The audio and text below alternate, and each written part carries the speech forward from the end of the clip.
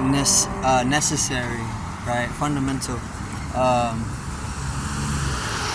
So this is pretty much just changing, like, how you're exposing yourself, or the various different energies that you're harnessing from the various different cycles that are taking place. So I was talking yesterday about the solar cycle, the soul cycle, and nourishing yourself through the various different wavelengths that are taking place within the sun's different positionings, right?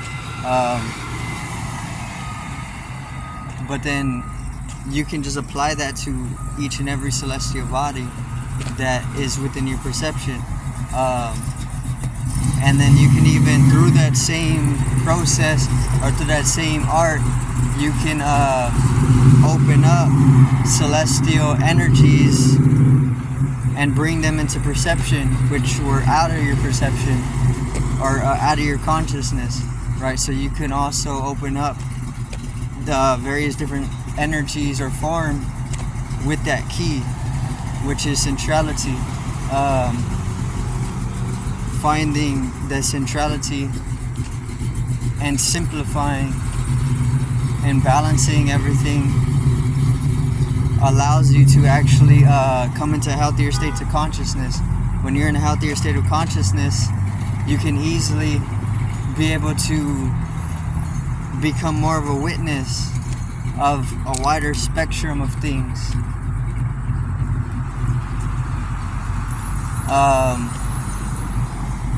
So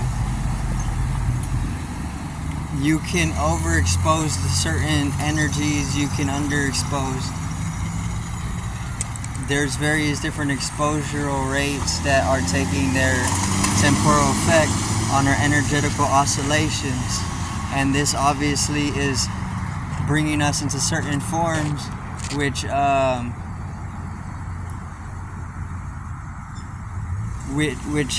develop us in certain ways, right? So these forms that we take up are leading to certain developmental phases in our of our life, right? And the moment that we start to balance up the various different exposures to different celestial energies is the moment that we can become more of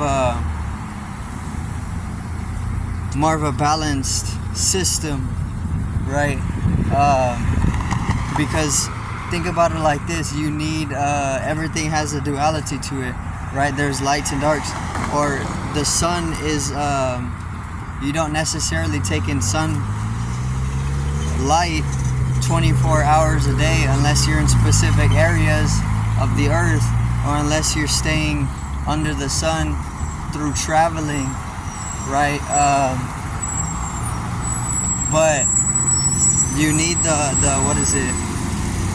you need the balance in that whole process, because that's what allows you to expand your awareness in a healthy way, is what I'm saying about it.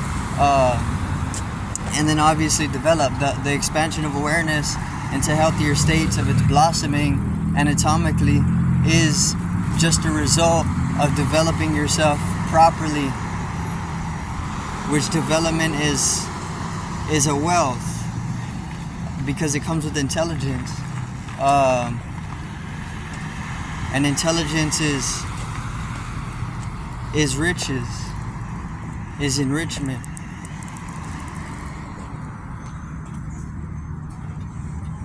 So let me see, you can overexpose yourself, or you can only be tuned into certain cycles, right? Which you can also keep out certain cycles from your perception, or I guess your exposure, and this can have an ill effect on your body and mind complex, and even your other the other sheaths or the other bodies that are making up your total being or your total soul. So then if you're only connected to the moon cycle, or maybe other cycles, it can send you into lunacies, or it can send you into various different delusions, right? Or even delirial states, or states of delirium, right?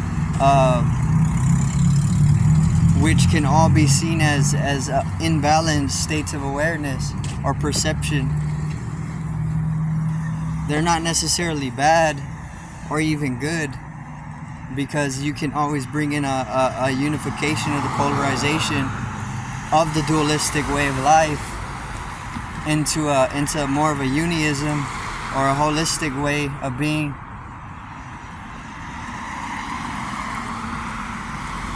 But there's a lot of people who aren't developed to the point to be able to accept, or maybe be able to handle like delirium or whatever. So being able to balance yourself properly allows you to avoid having to fall into ill states of perception, right? Not that it's a bad thing, once again, because there's duality, or the duality can be transcended, and there's a deeper degree of acceptance in that. But even so,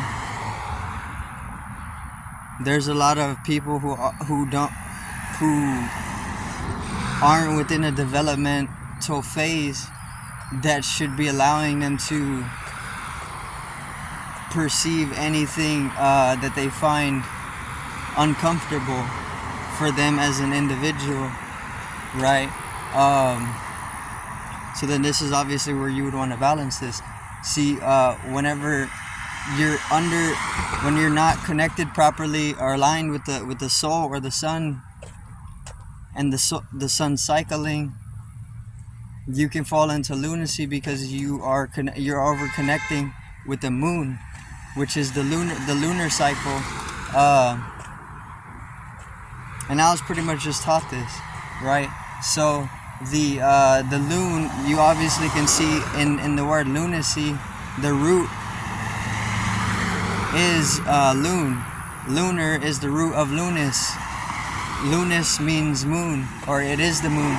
So lunacies are coming from the lunar cycling, right?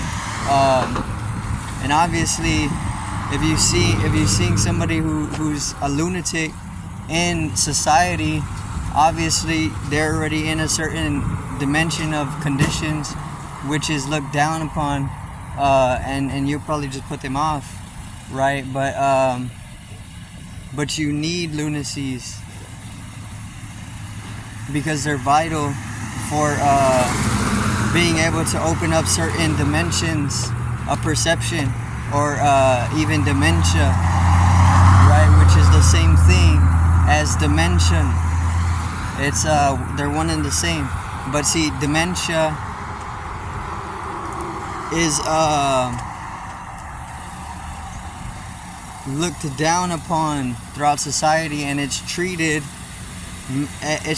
as a psychological illness. But that's not the case. You need dimension, which is just dementia. Dimension. It's the exact same word.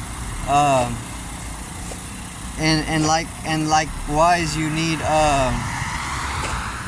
lunacy, or you need to have a little aspect of being a lunatic, because it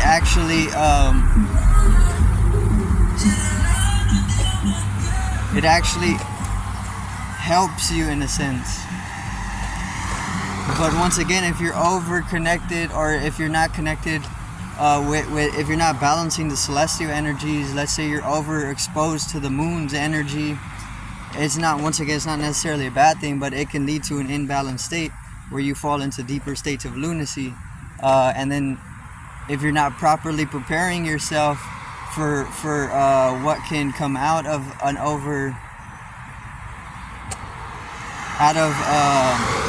a deeper lunacy, then it can get chaotic.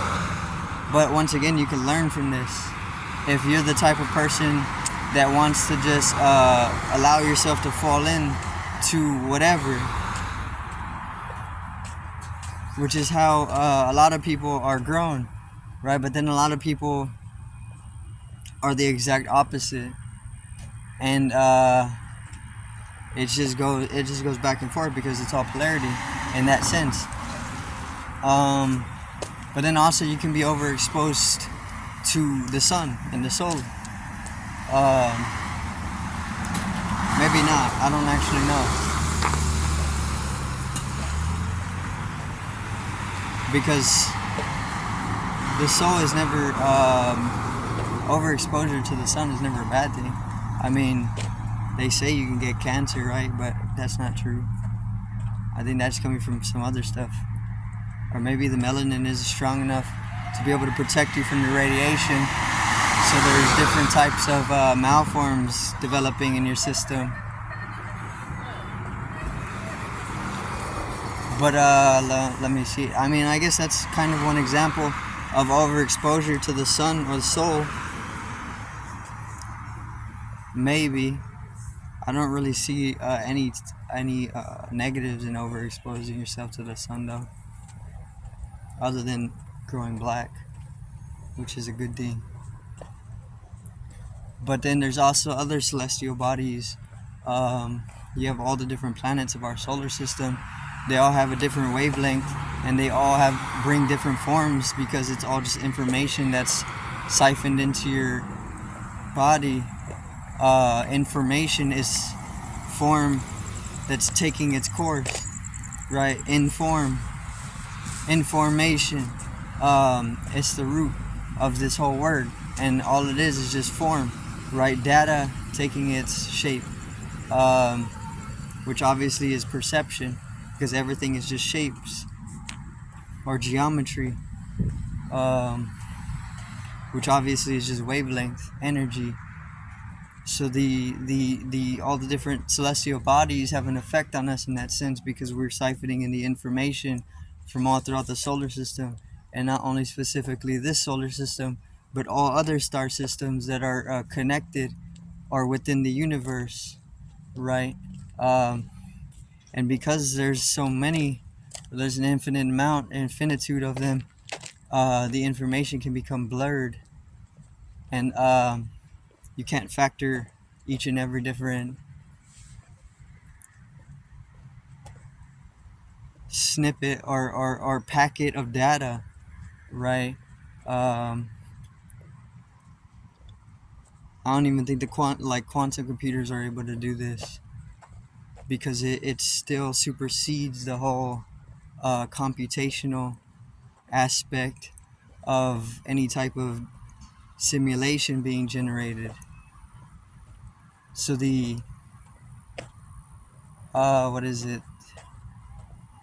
the unknown celestial energies can actually be brought into perception through the whole art of balancing yourself within the whole of the soul, right? Or the whole of the being, which is pretty much enveloping all celestial energies. Balancing that, which is just balancing yourself, because you are the one total being. Once you start balancing yourself properly, you blossom into healthier states of awareness. Once again, you don't necessarily need to fall into deepened states of lunacy because you're over connected or you're underexposed to other celestial energies. You can develop it in a healthy way, right? Which is coming with balance. And this is what yin and yang is all about, the symbol of yin and yang in Taoism. This is all about the natural principle of balance within oneself, right? Polarity of energy. But once again, this is just one energy. That's why it's a symbol of a circle, because the circle represents oneness. or then you can keep refracting out from that oneness into infinitudes, as many aspects of it as you want, as many forms as you want, to see it as. So then this is why I say that lunacies is needed, or being a lunatic is needed to a degree, and being within a dementia is being able to deepen your dimension. Being able to deepen your dimension is deepening your mathematics. The moment that your dimensions start to deepen to an infinitude is the moment that your mathematics start becoming incomprehensible, right? So then you need all this as well, because this is just another aspect, even though it can be reflected as unhealthier states of perception or consciousness within a certain societal matrix.